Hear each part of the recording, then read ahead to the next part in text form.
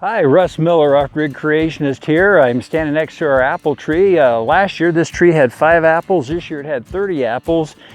And after we picked the apples this year, elk jumped over the fence one night and absolutely decimated this tree. You can see they've eaten leaves off of it. We have 3 other small trees that were just getting going, and they did the same thing to those 3. If they get hit again, it'll kill them for sure. I think right now it might still make it. So I've been parking my truck across our gate and a Jeep down in the corner where they were jumping the fence, and hopefully that'll keep them out of here. But my friends, apples and trees and elk, that's not what I wanted to talk about. Now, Jesus said, if you don't believe Moses' writings, how should you believe my words? Well, why in the world would it be important to believe Moses in order to believe Jesus? You think about this, the biblical message is in the beginning God created. Jesus Christ says in Mark and Matthew that man was made male and female since the beginning. And the biblical message is man's original sin brought in death, separating us from God while corrupting the creation, requiring our redemption through Jesus Christ. What's being taught in the schools is, oh no, that was all wrong. It was millions and billions of years of death that brought you into the world. So what they're actually teaching is, hey kids, there was no original sin separating you from some supposed creator.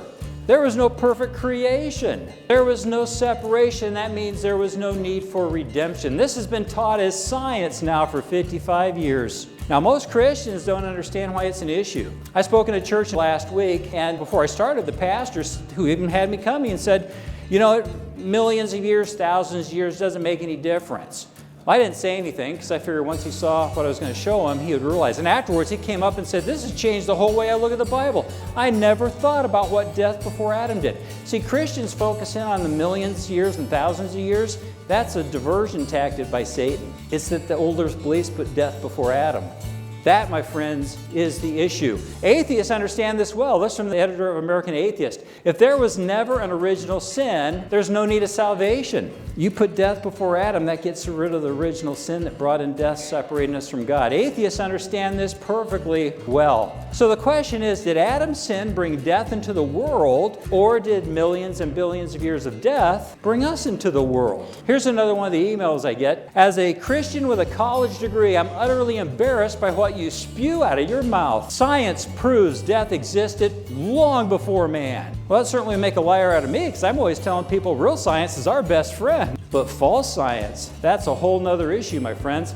So we're going to look now at the top 10 pillars of millions of years beliefs. Since when we talk about thousands and millions of years, people don't get why it's important, let's properly title this as the top 10 pillars of death before Adam beliefs. We're going to look at uniformitarianism, the belief there was never a global flood, the man-made geologic column or time scale, radiometric dating including carbon dating, continental drift and Pangea, the ice ages, coal formation, the formation of Grand Canyon, dinosaurs, and distant starlight. And we're going to do that in the next 30 minutes. Does that sound doable?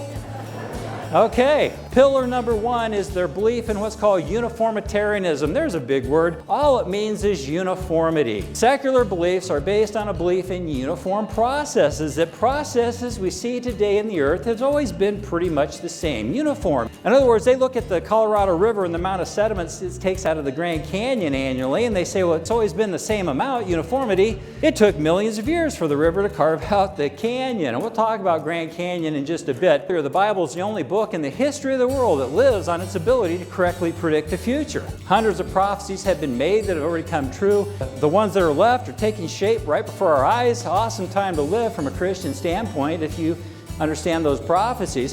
One of the great prophecies in the New Testament is in 2 Peter 3, where we're told there will come in the last days scoffers. You guys ever see a scoffer? Wow, the world's full of them today, aren't they?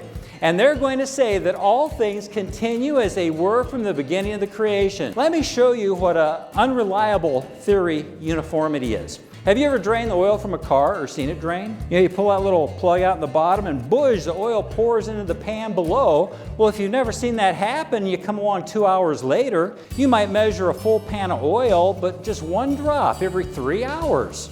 And if you believe in uniform processes, you'll conclude it took millions of years to fill that pan full of oil.